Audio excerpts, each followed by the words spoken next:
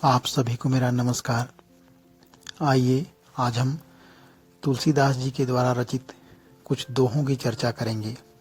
आज हम गोस्वामी तुलसीदास द्वारा रचित रामचरितमानस के सबसे प्रमुख और शक्तिशाली दोहे के बारे में सुनेंगे और जानेंगे। राम काव्य धारा के प्रवर्तक कवि गोस्वामी तुलसीदास जी का जन्म भारतवर्ष में उत्तर प्रदेश राज्य के बांदा जिले में राजपुर नामक ग्राम में संवत 1554 में हुआ था। यह दोहा उनके जन्म काल के विषय में प्रचलित है। 1554 विषय कालिंदी के तीर, श्रावण शुक्ला सप्तमी, तुलसी धरेउ शरीर। प्रचलित जनश्रुति के अनुसार शिशु 12 महीने तक मां के गर्भ में रहने के पश्चात इनका जन्म होता है और जन्म होते ही इनके मुख में दांत दिखाई देते हैं। जन्म लेते ही इनके मुख से राम नाम का उच्चारण होता है, जिसके कारण इनका नाम राम बोला पड़ जाता है। इनके जन्म के दूसरे ही दिन बाद इनकी मां का निधन हो जाता है। पिता और किसी अनिष्ट से बचने के लिए बालक को एक दासी को सौंप देते हैं और स्वयं विरक्त हो जाते हैं। राम बोला जब 5.5 वर्ष के होते हैं तो वह दासी जो इनका पालन पोषण कर रही होती है, उनका भी स्वर्गवास हो जाता है। इसके बाद यह गली गली भटकते हुए अनाथों की तरह जीवन जीने के लिए विवश हो जाते हैं। अब किस प्रकार से तुलसीदास जी का जीवन बदलता है, आइए आगे के प्रसंग में सुनते हैं। यह तब की बात है जब तुलसीदास जी का विवाह रत्नावली से हो जाता है। तुलसीदास जी भयंकर अंधेरी रात में उफनती यमुना नदी तैर करके पार करते हैं और सीधे अपनी पत्नी के शयन कक्ष में जा पहुंचते हैं। रत्नावली इतनी रात अपने पति को अपने कक्ष में अकेले देख करके आश्चर्यचकित हो जाती है। उसने लोक लाज के भय से चुपचाप अपने पति को वापस जाने के लिए बोलती है और उनसे आग्रह करने लगती है। लेकिन तुलसीदास जी के न मानने पर रत्नावली ने अपने दोहे से संकेत देकर तुलसीदास जी को बोला, अस्थि चर्ममय देह यह तासो ऐसी प्रीत, ने कुजो होती राम से तो काहे भवभीत। यह दोहा सुनते ही तुलसीदास जी अपनी पत्नी को छोड़ करके वहां से चले जाते हैं और पुनः अपने ग्राम राजापुर में लौट आते हैं और वहां देखते हैं कि उनके घर में उनके पिता का स्वर्गवास हो गया है। वह विधि विधान से अपने पिताजी का श्राद्ध करते हैं और गांव में रह करके ही लोगों को भगवान राम की कथा सुनाने लगते हैं। आइए इसके आगे का प्रसंग सुनते हैं। आगे के प्रसंग में ऐसी किंवदंतियां प्रचलित हैं कि तुलसीदास जी का हनुमान जी से भी मिलन होता है और वे हनुमान जी से निवेदन करते हैं कि आप हमें श्री रघुनाथ जी के दर्शन कराइए। हनुमान जी उन्हें कहते हैं कि इसके लिए आपको चित्रकूट जाना पड़ेगा। तब उनकी बात सुनकर के तुलसीदास जी चित्रकूट पहुंचते हैं और वहां राम घाट पे अपना आसन बनाते हैं। एक दिन वह प्रदक्षिणा करने के लिए निकले ही थे कि मार्ग में उन्होंने 2 बड़े ही सुंदर राजकुमार जो घोड़े पर सवार होकर के जा रहे थे धनुष बाण लिए हुए, उनको देखते हैं, बहुत आकर्षित होते हैं, परंतु वे उनको पहचान नहीं पाते हैं। जब हनुमान जी ने उन्हें बताया तो वे बड़े पश्चाताप करने लगे। तब हनुमान जी ने उन्हें सांत्वना दी कि आप चिंता मत करिए, आपको पुनः कल प्रातः उनके दर्शन होंगे। फिर संवत 1607 की मौनी अमावस्या के बुधवार के दिन उनके सामने भगवान श्री राम पुनः प्रकट होते हैं। उन्होंने बालक रूप में आकर के तुलसीदास जी से कहा कि हे बाबा, हमें चंदन चाहिए, क्या आप हमें चंदन दे सकते हैं? हनुमान जी ने सोचा कहीं इस बार भी ये धोखा न खा जाए, इसलिए उन्होंने तोते के रूप धारण करके यह दोहा पढ़ते हैं। चित्रकूट के घाट पर भाई संतन की भी, तुलसीदास चंदन घिसे तिलक देत रघुवीर। तुलसीदास जी भगवान श्री राम की अद्भुत छवि को निहार करके अपने शरीर की सुध बुध खो बैठते हैं। अंततोगत्वा भगवान ने स्वयं अपने हाथ से चंदन लेकर अपने और तुलसीदास जी के मस्तक पर लगाया और अंतर्धान हो गए। आइए अब इसके आगे का प्रसंग सुन। गोस्वामी तुलसीदास जी ने समाज को एक नई दिशा प्रदान की। उनके द्वारा रचित ग्रंथ रामचरितमानस और विनय पत्रिका आज भी समाज को नई दिशा और नई ऊर्जा प्रदान करते हैं। आइए हम सब गोस्वामी जी के द्वारा रचित कुछ विशेष और महत्वपूर्ण दोहे के बारे में सुनते हैं और उन्हें जानने का, समझने का प्रयास करते हैं, जिससे हम सबका कल्याण हो। पहले दोहे में नाम राम को कल्पतरु करि कल्याण निवासु, जो सुमिरत भयो भांगते तुलसी तुलसीदास।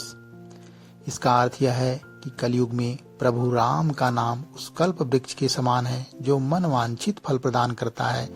इनके सुमिरन मात्र से ही तुलसीदास जी का मन पवित्र हो जाता है। तुलसीदास जी कहते हैं कि जब तक उन्हें भगवान राम के नाम की महिमा का ज्ञान नहीं था तब तक वे बहुत तुच्छ थे, लेकिन राम का नाम जप करने से वह तुलसी के समान पवित्र हो गए हैं। दूसरे दोहे में कहते हैं राम भरोसो राम बल राम नाम विश्वास, सुमिरत शुभ मंगल कुशल मांगत तुलसीदास।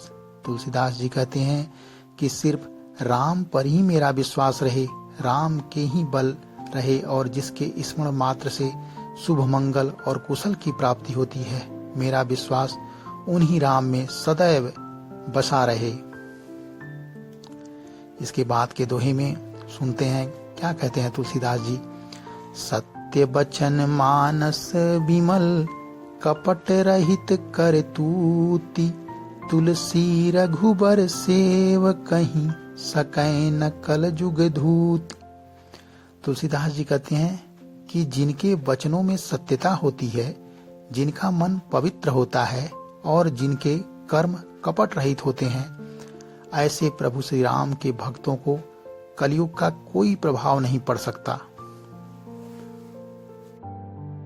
इसके आगे के दोहे में गोस्वामी जी कहते हैं जो संपत्ति शिव राम नहीं, दीन ही दिए दस मात, सोई संपदी विभीषण नहीं, सकुची दीन ही रघुनाथ। तुलसीदास जी कहते हैं कि जिस संपत्ति अर्थात भव्य लंका को भगवान आशुतोष शंकर ने रावण को 10 शीश अर्पण करने के बाद दिया, उसी संपत्ति को प्रभु श्री राम विभीषण को संकोच के साथ देते हैं। इसके अगले दोहे में गोस्वामी जी कहते हैं सकल काज शुभ समौ भल, सगुन सुमंगल जानू, कीरति विजय विभूति भली, ही हनुमान ही आनु। तुलसीदास जी कहते हैं कि सभी कार्यों के लिए बहुत शुभ समय है, इस सगुन को कल्याणकारी समझो। अपने हृदय में श्री हनुमान जी का ध्यान करो, कीर्ति विजय और श्रेष्ठ ऐश्वर्य की प्राप्ति होगी।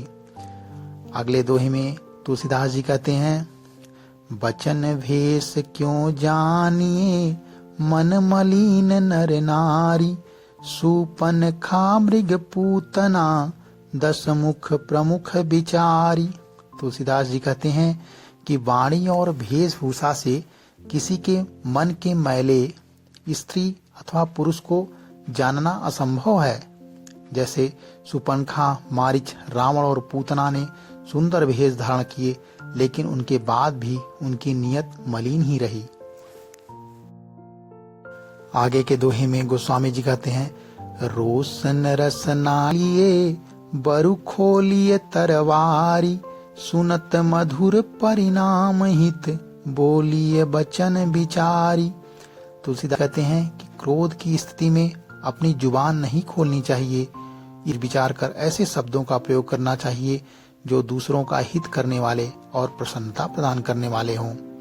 इसके आगे के दोहे में गोस्वामी जी कहते हैं तुलसी समय के सखा, धीरज धर्म विवेक, सहित साहस सत्य व्रत, राम भरोसो एक। तुलसीदास जी कहते हैं कि विपत्ति के समय धैर्य, धर्म, विवेक, साहस, सत्य व्रत और प्रभु श्री राम का भरोसा ही मनुष्य के मित्र हैं, जिनके द्वारा वह बड़े से बड़े कष्ट को भी बड़े ही सहजता से सह लेता है। इसके अगले दोहे में गोस्वामी जी कहते हैं, बड़े पाप बाढ़ किए, छोटे किए लजात, तुलसीता पर सुख चहत, विधि सो बहुत रिसात। तुलसीदास जी कहते हैं कि जो बड़े बड़े पाप तो आसानी से कर लेते हैं, लेकिन छोटे छोटे पापों को करने में शर्म महसूस करते हैं, वे लोग उस बुरे मनुष्य के समान हैं जो सुबह सुबह घर से पूजा पाठ करके निकलते हैं, लेकिन दिन रात छल कपट में लगे रहते हैं। इसके आगे के दोहे में गोस्वामी जी कहते हैं, हृदय कपट बर बेस धरी, बचन कहीं गढ़ी छोली, अब के लोग मयूर ज्यों, क्यों मिलिए मन खोली। तुलसीदास जी कहते हैं कि आजकल मनुष्यों का व्यवहार कपटपूर्ण है। वे मयूर के समान सुंदर वेश धारण करते हैं, लेकिन उनके दिल में कपट ही रहता है, अर्थात वे बाहर से तो सभ्य व्यवहार करते हैं, लेकिन अंदर ईर्ष्या और द्वेष से भरे रहते हैं। इसके आगे के दोहे में तुलसीदास जी कहते हैं कि सुख सागर सुख नींद सब, सपने सब करतार, माया माया नाथ की, को जग जान निहार। तुलसीदास जी कहते हैं कि सिर्फ सुख सागर परमात्मा ही जीव के रूप में सुख की नींद सोते हुए स्वप्न में भी सभी कार्य कर रहे हैं। इस संसार में माया के स्वामी की इस माया को जानने वाला दूसरा कोई नहीं है। इसके अगले दोहे में गोस्वामी जी कहते हैं, चित्रकूट सब दिन बसत, प्रभु सिय लखन समेत, राम नाम जप जाप कहीं, तुलसी अभिमत देत। गोस्वामी जी कहते हैं कि प्रभु श्री राम सीता और भ्राता लक्ष्मण जी के साथ हमेशा चित्रकूट में निवास करते हैं, और जो भी भक्त राम नाम का जप करता है वे उसे मनवांछित फल प्रदान करते हैं। उम्मीद है यह दोहे हम सभी के जीवन के लिए अत्यंत लाभदायक और कल्याणकारी सिद्ध होंगे। आप सबका बहुत बहुत धन्यवाद।